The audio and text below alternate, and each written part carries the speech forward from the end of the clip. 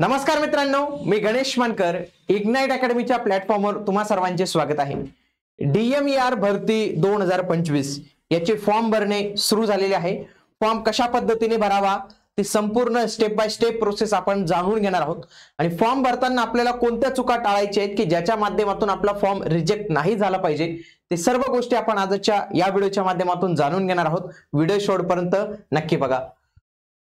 वैद्यकीय शिक्षण व औषधी द्रव्य विभाग, ज्याला आज आपण म्हणतो DMER, तर याच्या मार्फत 1000+ जागांसाठी जी आहे तर ती भरती आलेली आहे. आणि याच्यात जर पाहिलं तर सर्व पदांसाठी जो नॉन टेक्निकल सिलेबस आहे तर त्याच्यासाठी आपण जे आहे तर ती बॅच लॉन्च केलेली रेकॉर्डेड फॉर्मॅटमध्ये.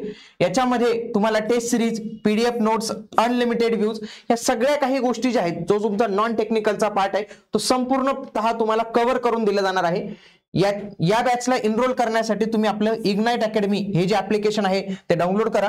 तसेच या दिलेल्या नंबरला तुम्ही संपर्क साधू शकता जर तुम्हाला आणखी काही एक्स्ट्रा माहिती पाहिजे असेल तर. चला तर आता आपण बघूया. सगळ्यात आधी तुम्हाला या लिंकवर जायचंय. ही लिंक तुम्हाला कुठे मिळेल तर ही लिंक मिळेल आपल्याला टेलिग्राम चॅनलवर. आपलं जे इग्नाइट अकॅडमी हे जे टेलिग्राम चॅनल आहे ज्याची लिंक तुम्हाला डिस्क्रिप्शन बॉक्समध्ये मिळून जाईल, तर तिथं त्या टेलिग्राम चॅनलवर आपण या व्हिडिओ फॉर्म जे काही फॉर्म्स येतात तर त्यांच्या लिंक देखील शेअर करत असतो. तिथं जाऊन तुम्ही ही लिंक ओपन करू शकता. आता इथं गेल्यानंतर तुम्हाला काय करायचंय, टू रजिस्टर याच्यावर क्लिक करायचं. काय टू रजिस्टर याच्यावर क्लिक करायचं. याच्यावर क्लिक केल्यानंतर ते काय सांगतं की तुम्ही ही जी लिंक आहे तर ती कुठे ओपन करा. त्याचं असं मत असतं की तुम्ही मोझिला फायरफॉक्स मध्ये करा, का की मोझिला फायरफॉक्स हे सगळ्यात छान जातं फॉर्म भरण्यासाठी, म्हणजे सगळ्यात बेस्ट ब्राउझर आहे ते. जर मोझिला नसेल तर तुम्ही गुगल क्रोम वापरा, आणि गुगल क्रोम नसेल तर तुम्ही एज वापरा मायक्रोसॉफ्टचं, पण शक्यतो एज नका वापरू. सगळ्यात बेस्ट मोझिला आहे. मोझिला नसेल तर गुगल क्रोमने पण फॉर्म भरला जातो. मी जो हा फॉर्म भरून पाहिलाय तो गुगल क्रोम मध्येच भरलाय, म्हणजे भरला जातो व्यवस्थित पद्धतीने. पुढे आता तुमचा पहिले युजर आयडी आणि पासवर्ड जो आहे तर तो तयार करावा लागणार आहे. ही परीक्षा TCS घेणार आहे, म्हणून तुम्ही जर पाहिलं तर तुम्हाला फॉर्म भरतानाच कळून जाणार आहे की कोणती परीक्षा फॉर्मवरून कळून जातं की कोणती कंपनी परीक्षा जी आहे तर ती घेणार आहे. उमेदवाराचे पहिले नाव, मधले नाव आणि त्याचे आडनाव या सगळ्या गोष्टी आपल्याला जे आहे तर ते इथं विचारले गेलेले आहेत. म्हणजे फर्स्ट नेम, मिडल नेम आणि लास्ट नेम या तिन्ही गोष्टी आपल्याला विचारलेल्या आहेत. ते टाकायचं. कशाने टाकायचं, जे तुमच्या 10वीच्या मार्कशीटवर असेल तेच टाकायचं. म्हणजे ज्या काही महिलांचं नाव नंतर बदल झाले असेल तर त्यांनी पण ही गोष्ट लक्षात घेतली पाहिजे की तुम्ही तुमचं जे 10वीला जे नाव होतं तेच टाकायचं. मग तुमचं माहेरचं नाव असेल तेच टाकायचं. ज्यांच्या नावात बदल नाही झाला त्यांना काही प्रॉब्लेम नाही. चला, have you change your name. आता समजा ज्या महिलांचं नाव इथं वेगळं होतं आणि माहेर म्हणजे लग्न झाल्यानंतर वेगळं झालं, त्यांनी इथं यस करायचं आणि त्यांचं जे नवीन नाव आहे बदललेलं नाव ते इथं ठेवायचं आहे. पुढे फादर्स नेम, मदर्स नेम इथं टाकायचं आहे. तुमची डेट ऑफ बर्थ टाकायची आहे. ओके. त्याच्यानंतर जेंडर सिलेक्ट करायचं आहे. मोबाईल नंबर, ईमेल ID टाकायचा आहे. तुमचा 10वीचा जो रोल नंबर होता तर तो तुम्हाला इथं टाकायचा आहे. त्याच्यानंतर तुम्ही 10वी कोणत्या वर्षी पास झाले हे विचारलेलं आहे.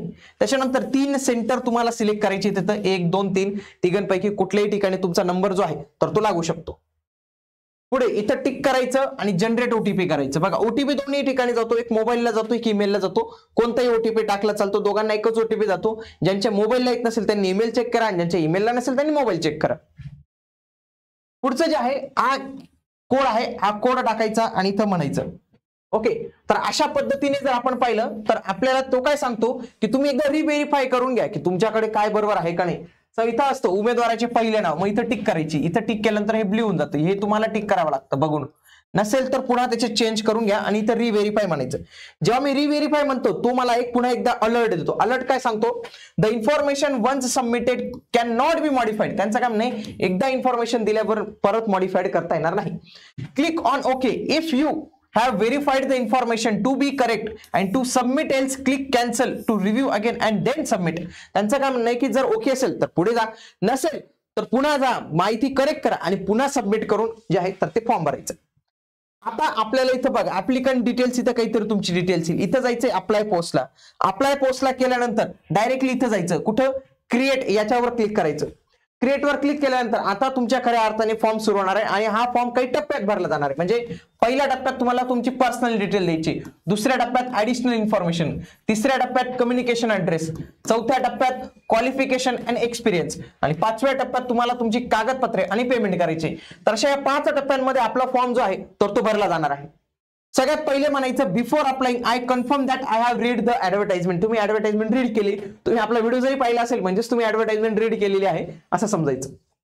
पोस्टचं नाव सिलेक्ट करायचं. बघा इथं वेगवेगळे पोस्ट येतात.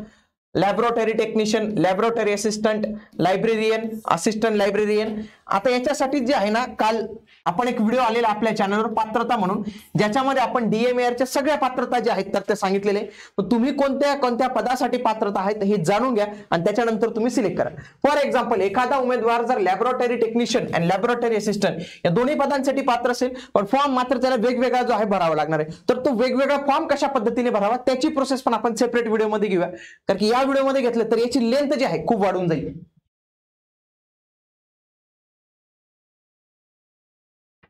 पुढे बघा इथं सगळ्या तुमच्या ज्या गोष्टी आहेत तर त्या येतातच.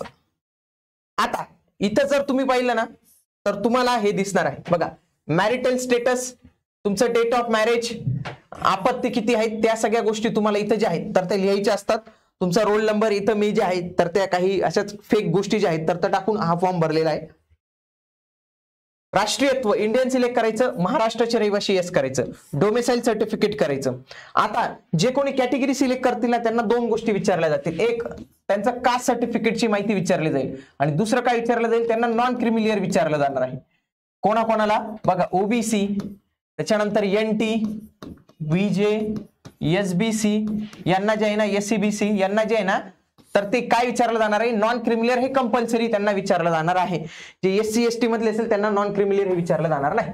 ओके, हे झालं. कोणतं तरी एक ID प्रूफ तुम्हाला द्यावा लागणार आहे. पॅन कार्ड आहे, driving licence, voter ID, passport, कोणतंही एक करायचं, येस करायचं आणि त्याची माहिती भरायची आणि इथं येस करायचं आणि सबमिट म्हणायचं. आता अशा पद्धतीने बघा हा थोडासा ग्रीन कलर मध्ये झाला म्हणजे माझा फॉर्मची पहिली स्टेज ही कंप्लीट झालेली आहे. आता मला दुसऱ्या स्टेप्सला जायचं आहे ऍडिशनल डिटेल्स मध्ये.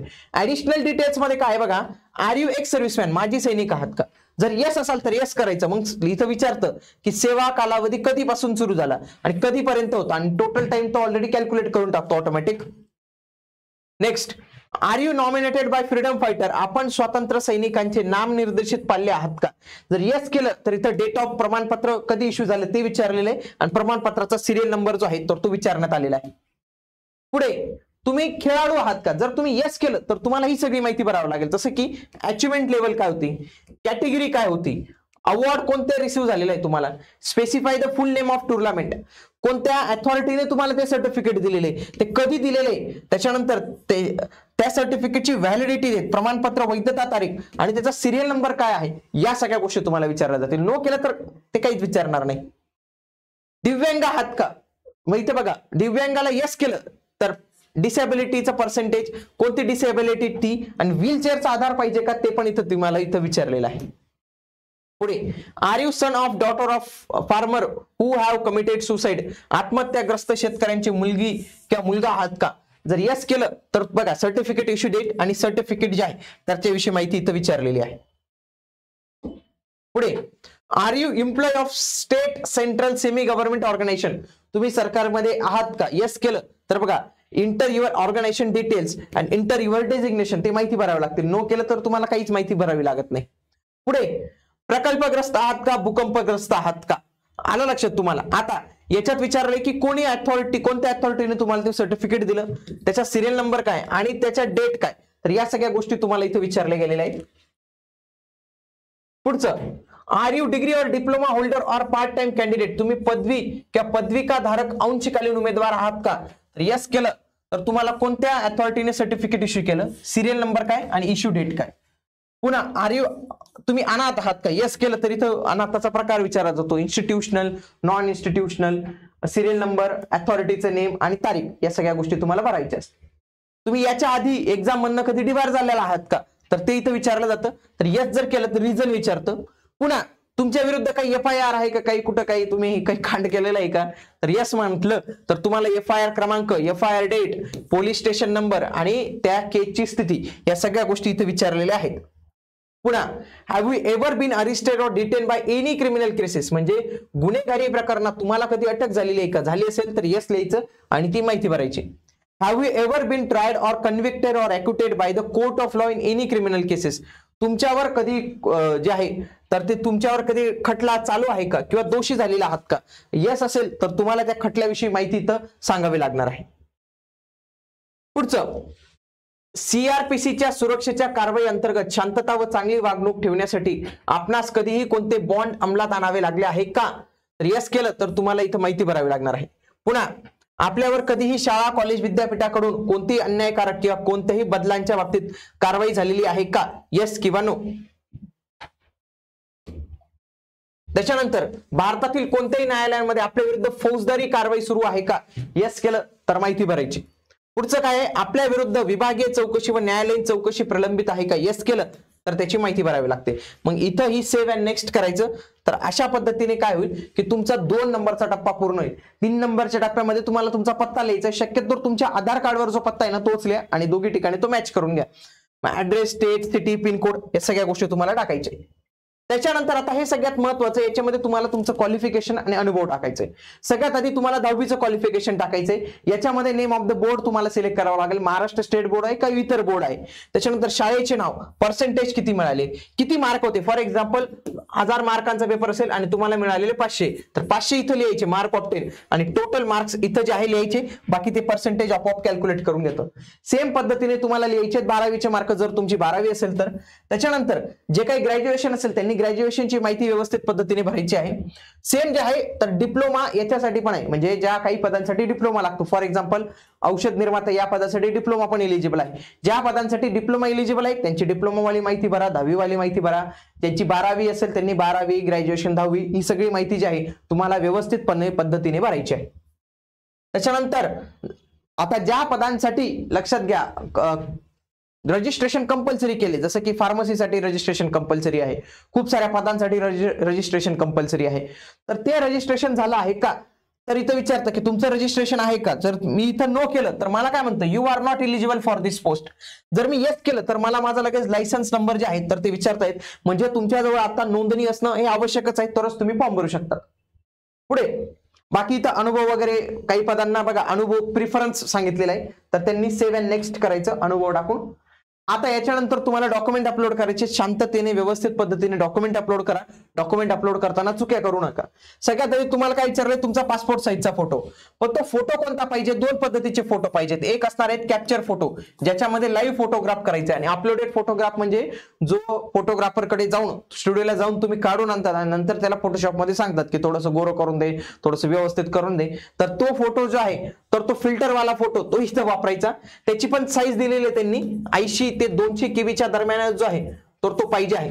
पुन्हा कॅप्चर फोटोग्राफ मध्ये लाईव्ह फोटोग्राफ पाहिजे, याच्यासाठी तुमच्याजवळ वेबकॅम वगैरे असणं आवश्यक असणार आहे. पुन्हा तुम्हाला तुमची सिग्नेचर अपलोड करायची. सिग्नेचर मध्ये पण साईज ठेवलेली त्यांनी 80 ते 200 केबी मध्ये जे आहे तर ती साईज पाहिजे आहे तिथं. आलं लक्षात.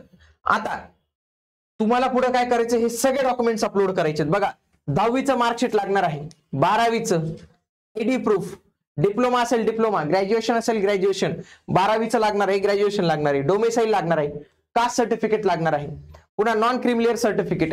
तर या सगळ्या गोष्टी ज्या आहेत तर त्या तुम्हाला इथं ज्या आहेत तर त्या लागू शकतात. तर या सगळ्या गोष्टी तुम्हाला तयार ठेवायच्यात. पुन्हा याची जी साईज आहे ना ती साईज इथं काय सांगितलेली त्यांनी, 100 ते 300 केबी बरं का. पण माझ्या माहितीप्रमाणे हे 2 MB पर्यंत पण चालतं. मी ट्राय करून पाहिलं, म्हणजे मी 900 केबीची एक फाईल अपलोड करून पाहिली. आणि जर मी पुढे गेलो तर काही ठिकाणी बघा इथं 100 ते 2 MB म्हटलेलं आहे, आणि जनरली TCS मध्ये 2 MB पर्यंत असतं आतापर्यंतच्या अनुभवानुसार. तर मे बी हे 2 MB पर्यंत पण चालून जाईल, पण त्याच्यामध्ये जरी असेल तरी ते काही तुम्हाला प्रॉब्लेम येणार नाही इथं, तो काही एवढा मोठा इश्यू नाही. तर अशा पद्धतीने आपला फॉर्म भरला जाईल आणि बघा आता आपण पेमेंटकडे जे आहे तर ते आलेलो आहोत. आता इथं वेगवेगळे ऑप्शन दिसतात बघा, डेबिट कार्ड आहे, एसबीआय कॉर्पोरेट क्रेडिट कार्ड आहे, इंटरनेट बँकिंग आहे, यूपीआय आहे. तर या सगळ्यांद्वारे तुम्ही कुठल्याही द्वारे जे आहे तर ते पेमेंट करू शकतात. अशा पद्धतीने तुमचा फॉर्म जो आहे तर तो भरला जाणार आहे. DMER भरतीसाठी तयारी करत असाल आणि तुम्हाला वाटतं की माझी तयारी एकदम दर्जेदार झाली पाहिजे, विश्वसनीय झाली पाहिजे आणि अशा शिक्षकांकडून झाली पाहिजे की ज्यांना सगळ्यात जास्त अनुभव आहे आणि मागील भरतीमध्ये देखील त्यांनी खूप चांगल्या पद्धतीने विद्यार्थ्यांना मार्गदर्शन करून त्यांच्या सिलेक्शनच्या प्रवासात त्यांना मदत केलेली आहे. तर त्याच्यासाठी उत्तर एकच आहे मित्रांनो, ते म्हणजे इग्नाइट अकॅडमी. इग्नाइट अकॅडमीचे लेक्चर्स तुम्ही एकदा बघा. याचे आपले डेमो लेक्चर जे आहे तर ते सुरुवात होणार आहे. हे डेमो लेक्चर्स आजपासून सुरुवात झालेले आपल्या युट्यूब चॅनलला. तुम्ही एकदा जाऊन तिथं ते डेमो लेक्चर्स आहेत ते एकदा नक्की बघा आणि त्याच्यानंतर तुम्ही तुमचा निर्णय जो आहे तर तो घेऊ शकतात. भेटूया आता आपण पुढील व्हिडिओमध्ये. तोपर्यंत जय हिंद, जय महाराष्ट्र, धन्यवाद.